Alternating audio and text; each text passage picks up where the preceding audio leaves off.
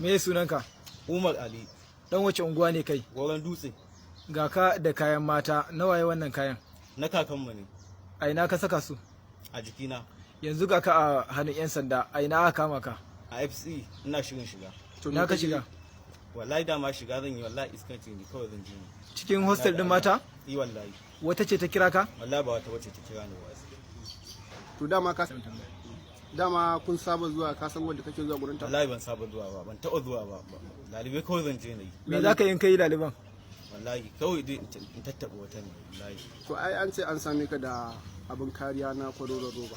Abin me? Kwandom guda nawa aka samu a wurin ka? Wallahi ba a samu komai a wajena ba. Haka kawai za ka je kai lalibe? Yi wallahi tsakanina da Allah. To amma azalce. Gashi yanzu kafafuwanka har wandan ka sun fito, alamun namiji da takalmi. Kai baka tunanin dama za a kama ka? Yi wallahi na yi tunani. Ban dai yin tunanin nan ba wallahi.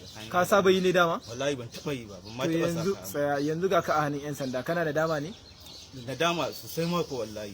Ko me in aka kama ni a yi mun. Yanzu me kake so a yi maka?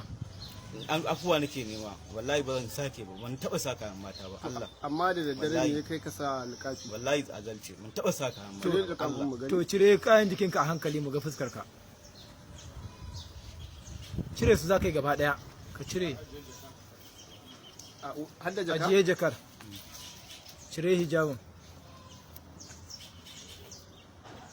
Wani rigar ta waye? Ta kakan mu ce. Ita ma cire ta.